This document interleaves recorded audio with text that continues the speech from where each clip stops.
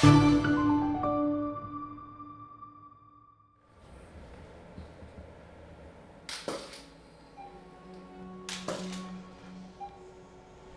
know this is going to sound weird, but there is an aura from different objects, especially objects that were used. You kind of start having a conversation with the object. Even though it's not alive, it feels alive to me.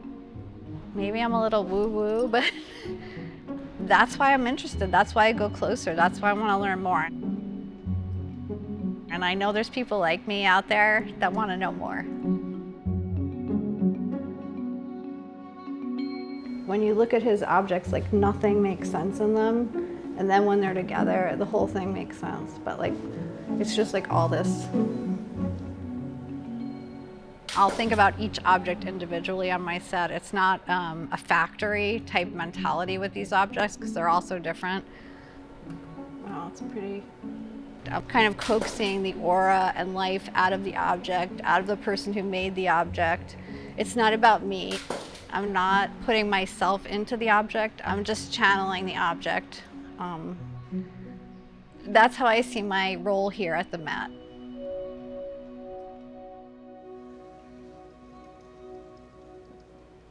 My name is Eileen Travell. I am a staff photographer at the Metropolitan Museum of Art. I started here as an intern in 1987 in the darkroom. I've been asked to photograph the Edward Seymour collection for history, for the web, for the future. Like, these are never probably going to be out of storage, so if I think something's interesting, it's like up to me to go in and do a detail of it. This is just gorgeous. I mean, might need a little more drama. So I'm just getting like the weight of the object now, so I'm going to lower it to be more heroic.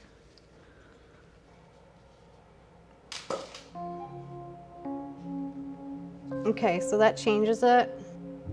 You see how it's more dramatic? One shot down.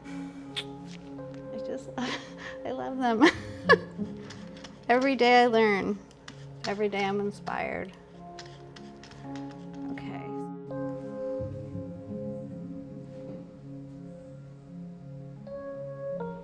Edward Seymour made his livelihood from silversmithing. His father was a silversmith. He learned his trade from his dad, and they were the best silversmiths in Manhattan.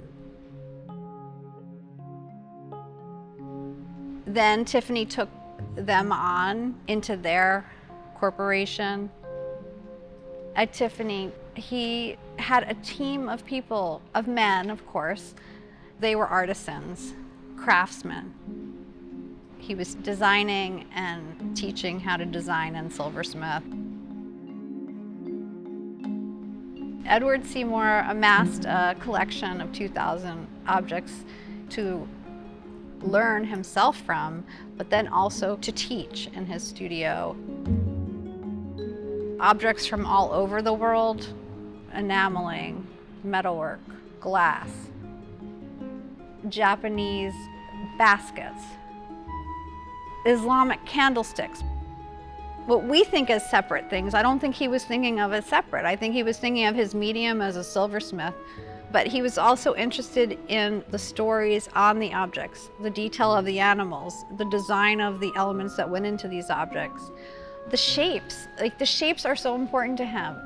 Like this fish, like look at these, like this strange kind of Egyptian object. But it moves because you have these animals that are alive on the object. The shapes of these objects are weird. The mustard cup that he designed, it's a weird shape, but like he wouldn't have made a weird shape if he hadn't collected all these weird shapes from history. All this webbing on it, all these different colors. And I mean, that is Edward Seymour right there. It's just amazing to me. Like, he's learning from so many mediums that his silversmithing becomes this like bouquet of amazing, unique design. It just looks so random, his work, but it's not. Once we achieve mastery in our subjects, we owe it to the world to teach, to pass that on. That is really, I'm getting chills saying it, but it's, if not for that, what are we here for?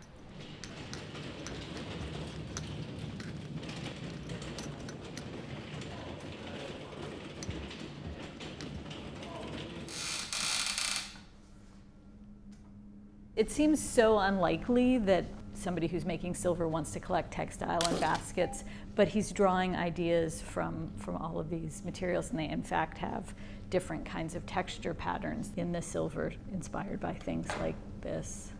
I love this shape. You can totally tell how he was influenced by these shapes. Understanding the shape in space and having a photograph that captures that is what sort of allows one to get inside his mind as an artist and a collector. Edward C. Moore's collection was accessioned into the museum in 1891.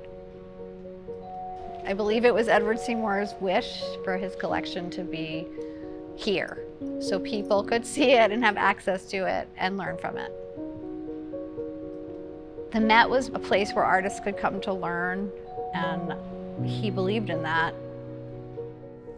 These objects lived together in a single gallery when they first came to the Met, and then as we developed specialized departments, they now live in their sort of specialized homes, but they really were a unit in a really interesting way. I'm fascinated by the open weaving in the bottom. Medill Harvey is a curator in the American Wing. She organized all the other curators to pick objects that they thought were important for the project. Do you want me to hold that down below while you're further away? I don't want you to get on the floor with your dress. No, I'm happy to. All right, I'm gonna make Medill hold it. Tell me how low. Push the card a little further. Mm-hmm. Do you need my We have to get it under. You see where the shadow is? Oh, I see. Wow, right? And it's so gorgeous from underneath. We all had talked about maybe trying to get all 2,000 objects of his collection, better photography, so that in the future, if somebody wanted to study it or learn from it again or anything, they'd have better pictures at least to access if the stuff wasn't going to be on view, and most of it won't be. All right, so we're changing to metal. These are bases for candles, and it's the subtle contrast of the black, the silver, the copper that's so important. How hard is that to capture, Eileen? Something like this is really challenging, but so fun to work on with the silver and, you know, the bronze. You are unusual. Most photographers do not find metalwork fun because it is so hard. But this is what was the basis of more pioneering, entirely novel at Tiffany ways of mixing metals, was based on looking at these kinds of things. You feel it when you look at these. Yeah. Mm-hmm. Like I have this hard light on it because I want the texture of the calligraphy. But it starts to come to alive, you know, and you don't want to make it too flat. I'm going to turn the light. Some of the things I'm photographing now have not been shot since 1910. It's really cool to look at some of these objects from when they were shot in like the early 1910s and 20s. They were shot out there under the natural light. So how like styles have changed, how lighting has changed. I mean, it's really like the history of lighting in so many ways. Light is everything.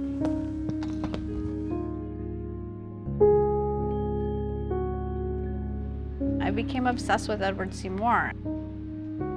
Nothing made sense in his objects when I got them. I mean, it's just so vast. But to me, when I started working on it, I just saw that they did make sense. It was all one. You can see every object in his work. And I thought, that's a master. This is how he was creating. He was looking at all these different objects. You know, the shapes are so important to Edward Seymour. And the joy. I mean, isn't that... I just wish I could talk to the guy. If I could beam back for an hour and just have coffee with him, oh, it would be heaven. Like, I just want to know more.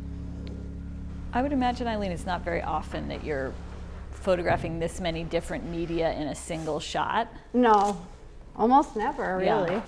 If we don't design this right, it's going to look like a grandmother's attic. And this is a really challenging group of objects. I just feel like, look, I mean, this is really nice. We'll go back to the other shot. Do you want to try something like... Yeah, with silver in it. Like this one? Just be careful because the apple crates are in front of you now. Mm-hmm. Tell me where. And just make sure you're on the table. Okay, yeah, Yes. it's pretty. Okay.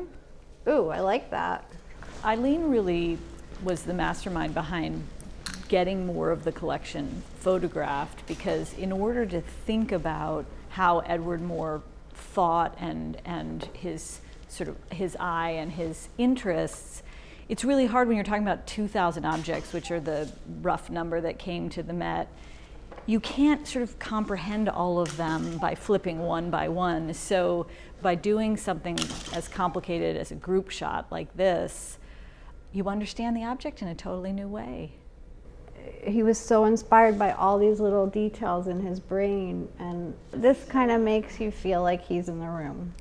When I started this project, I sort of thought there'll be certain objects that inspired a certain design, and it would be one-to-one correspondence. And it never is that. It's looking at so many different things And make something. and make something inspired own. inspired by a whole lot of disparate objects. And that's really how an artist thinks. Yeah.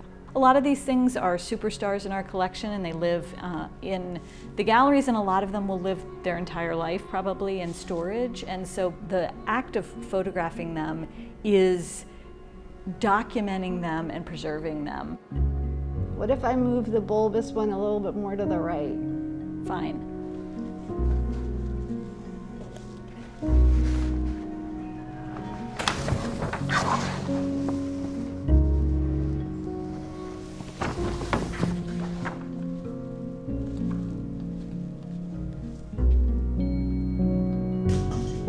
Ah, That's it. what do you think? I love it. Okay. I really stand up for the underdog in every part of my life. I believe voices that aren't heard should be heard. These objects were forgotten, and they're important still. Even things that don't come out of storage in this building are important. People made these things, and they're amazing. You know, so it's about conserving the object for future generations, opening that drawer of history, and maybe these objects, giving them a voice on a different level visually through photography. And maybe it's not the greatest piece historically, but if it touches you, it doesn't matter. Your mind will be opened.